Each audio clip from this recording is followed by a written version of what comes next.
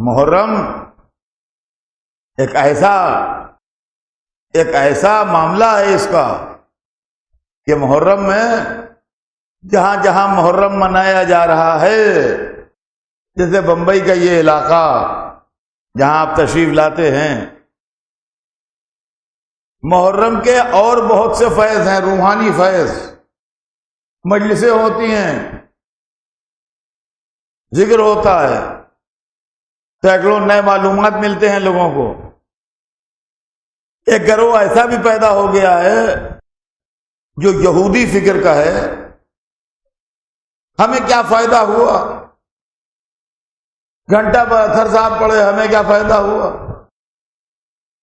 10 مجلسیں ہوئیں، 10 گھنٹے ہمارے ویسٹ ہوئے، ہمیں کیا فائدہ ہوا۔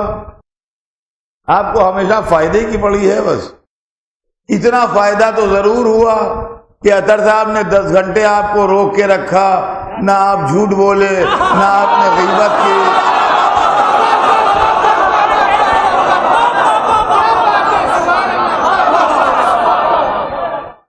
نہ آپ نے کسی نامحرم کو دیکھا، نہ کوئی گناہ کیا۔ یہ 10 گھنٹے بالکل بلینک آپ کے نام عمل میں ہیں، جس کے اندر کوئی برائی نہیں لکھی ہوئی ہے، تو یہ فائدہ نہیں ہے۔ اور اس کے علاوہ عزیزان گرامی، روحانی فائدے کے علاوہ جسمانی بھی ہے۔ محرم میں اس علاقے میں کوئی بھوکا نہیں رہ سکتا،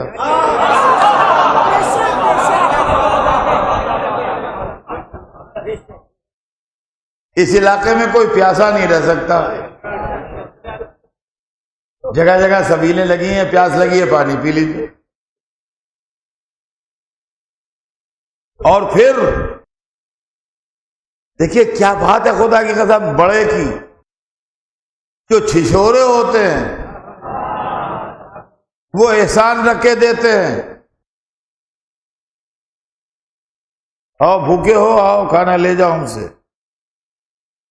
جو عزت دار ہوتے ہیں وہ اس طرح بانٹتے ہیں کہ ہاتھ کو ہاتھ کی خبر نہ ہو، اور عزت دار کے دامن عزت پر شکن نہ آئے۔